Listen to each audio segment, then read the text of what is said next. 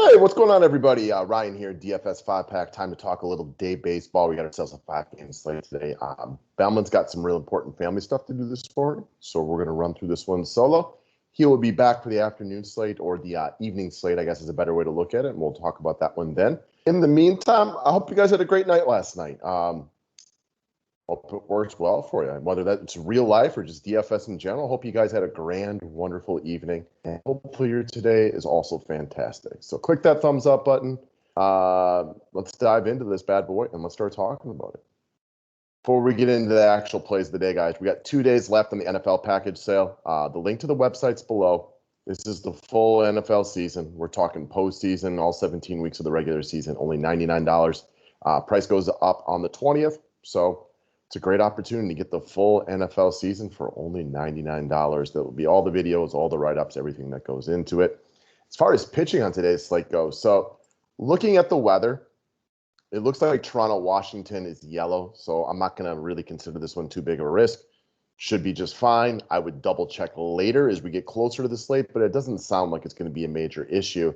The harder part here, though, is also 3.5 hours after lock, so if the weather does get worse, you may very well be locked in. So as far as pitching goes on this slate, there's only 3 guys on my list, and it's going to be Berríos, Mahle, and Desclafani. So Berríos and Manoah got lit up last night. I liked him. He was bad. I wouldn't over-evaluate Berríos based on what happened to Manoah last night.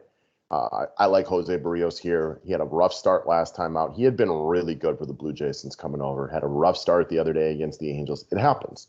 He's a good pitcher, not a great pitcher. Good pitchers have bad starts once in a while.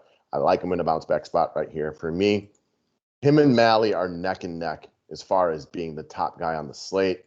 Mahle has been fantastic in his last 2 outings against Pittsburgh and Philadelphia. So we've seen the upside. We know that the Chicago Cubs roster right now is not very good in the slightest. So he's obviously a guy that's in play. He's had his home struggles this year, though.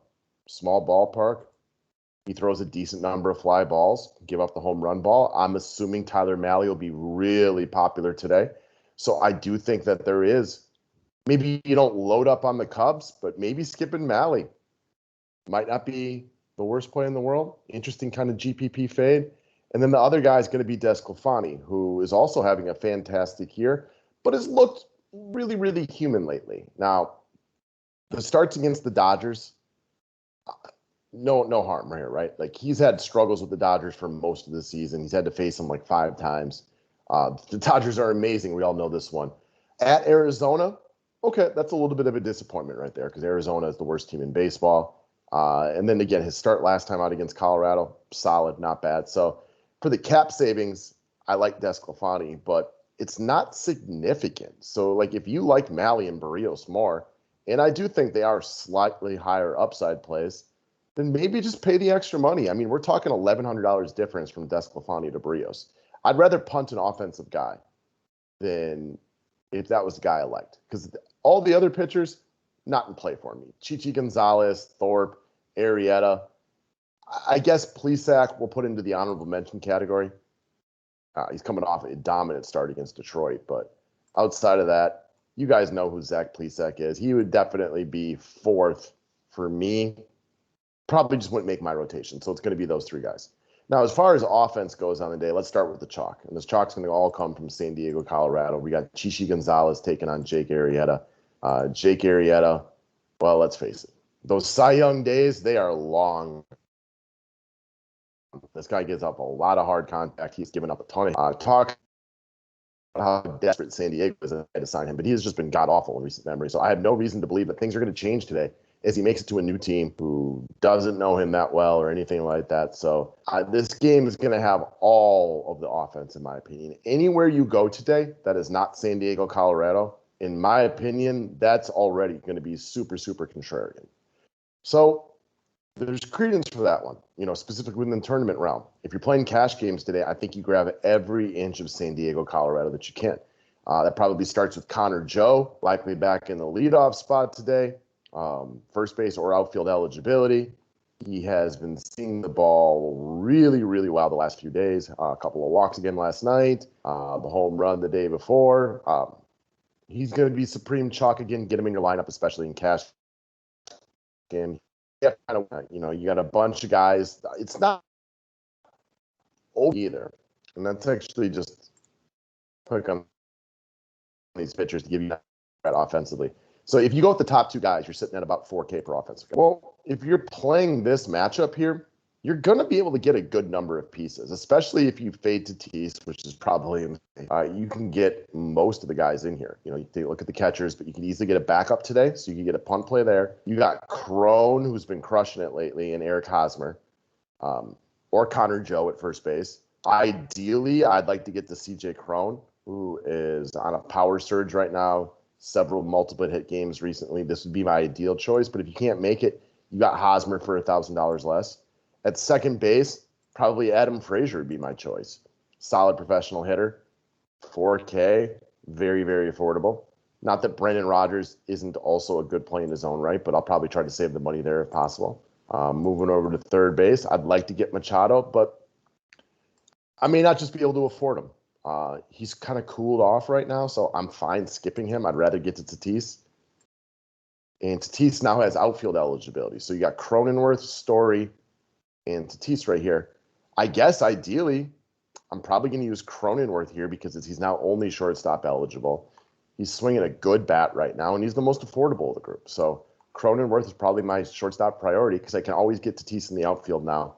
You got your Grishams, maybe a Marisnik or something like that. So wait out the lineups here, best that you can. In any kind of cash game format, you're going to want to load up on San Diego and Colorado. And quite frankly, they're the best plays on paper by a pretty good margin. So